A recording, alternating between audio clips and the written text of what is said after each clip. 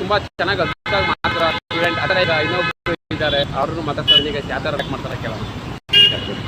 Sir ನಮಸ್ತೆ, ನಾವು K ten ಹುಡುಗತಲ್ಲಿಂದ ಬಂದಿರೋದು. ನಿಮ್ಮ ಹೆಸರು?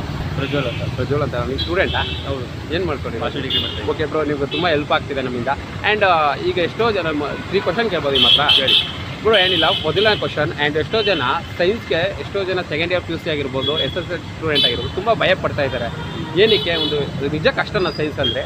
ಸೈನ್ಸು ಅಂದರೆ ಎಲ್ಲ ಮ್ಯಾಥಮೆಟಿಕ್ಸು, ಫಿಸಿಕ್ಸು ಇದೆಲ್ಲ ಸ್ವಲ್ಪ ಲೆಕ್ಕ ಬರುತ್ತಲ್ಲ, ಸೊ ಅದಕ್ಕೋಸ್ಕರ ಸ್ವಲ್ಪ ಕಷ್ಟ ಅಂತ ಸಾಯ್ತಾರೆ. ಸೊ ನಾನೇನು ಎಲ್ಲ ಸ್ಟೂಡೆಂಟ್ಗೆ ಏನು ಹೇಳೋದು ಅಂದರೆ ಒಂದ್ಸಲ ಹೋದ್ರೂ ಪರವಾಗಿಲ್ಲ, ಸೈನ್ಸೇ ತಗೊಂಡು ಮಾಡಿ. ಯಾಕಂದರೆ ಸೈನ್ಸ್ ಬೆಟರು. ಯಾಕಂದರೆ ನಾನು ಆರ್ಟ್ಸ್ ಸ್ಟೂಡೆಂಟು. ನನ್ನ ಪ್ರಕಾರ ಹೇಳಬೇಕು ಅಂದರೆ ಸೈನ್ಸು ಬೆಸ್ಟು. ಯಾಕಂದರೆ ಜಾಬ್ ಆಪರ್ಚುನಿಟಿ ಎಲ್ಲ ತುಂಬ ಚೆನ್ನಾಗಿರುತ್ತೆ, ತುಂಬ ಫ್ಯೂಚರ್ ಎಲ್ಲ ಚೆನ್ನಾಗಿರ್ತದೆ. ಸೈನ್ಸೇ ಸೆಲೆಕ್ಟ್ ಮಾಡಿ ಅಂತ ಹೇಳಕ್ಕೆ ಇಷ್ಟ. ಸೈನ್ಸ್ ತುಂಬ ಬೆಟರ್ ಅಂತೀರಾ? ಬೆಟರ್. ಓಕೆ, ಫೇಲ್ ಆದರೂ ಪರವಾಗಿಲ್ಲ, ಸೈನ್ಸೇ ಫೇಲ್ ಆದರೂ ಬದಲಾಗಬೇಕಟ್ಟೆ. ಫೇಲ್ ಆದ ತಕ್ಷಣ ತುಂಬ ಬೇಜಾರು ಮಾಡ್ಕೊತಿರ್ತಾರಲ್ಲ? ಇಲ್ಲ, ಅವಶ್ಯಕತೆ ಇಲ್ಲ. ಯಾಕಂದ್ರೆ ಇವತ್ತು ಯಾರು ರಿಪೀಟರು ಪ್ರೆಷರ್ ಏನು ಕೇಳೋದಿಲ್ಲ. ಎಲ್ಲ ಜಾಬು ಸ್ಕಿಲ್ ಕೇಳ್ತಾರೆ, ಮತ್ತೆ ಏನಿದ್ರು ಲ್ಯಾಂಗ್ವೇಜ್ ಸ್ಕಿಲ್. ಯಾಕಂದ್ರೆ ನಾವು ಮತ್ತೆ ಇಂಟರ್ವ್ಯೂ ಹೋದಾಗ ಎಲ್ಲ ಕೇಳೋದೇನಪ್ಪ ಅಂದರೆ ಲ್ಯಾಂಗ್ವೇಜ್ ಕೇಳ್ತಾರೆ, ಮತ್ತೆ ಏನು ಸ್ಕಿಲ್ ಕೇಳ್ತಾರೆ, ಅವ್ರಿಗೆ ಮಾರ್ಕ್ಸ್ ಯಾರು ಕೇಳ್ತಾರೆ. ಬ್ರೋ, ಅದು ನಿಜ ಕಷ್ಟ ಈಸಿ ಅನ್ಸುತ್ತೆ? ಅದು ಈಸಿ ಅಲ್ಲ, ಕಷ್ಟ. ಯಾವ್ದೆಲ್ಲ ಕಷ್ಟನೇ, ನಾವು ಓದ್ಬೇಕು, ಕಷ್ಟಪಡ್ಬೇಕಷ್ಟೇ. ಚೆನ್ನಾಗಿ ಮೊದಲ ಕ್ವಶನ್ ಚೆನ್ನಾಗಿ ಆನ್ಸರ್ ಮಾಡಿದರೆ ಇದು ಸೆಕೆಂಡ್ನ ಕ್ವಶನ್ ಈಗ.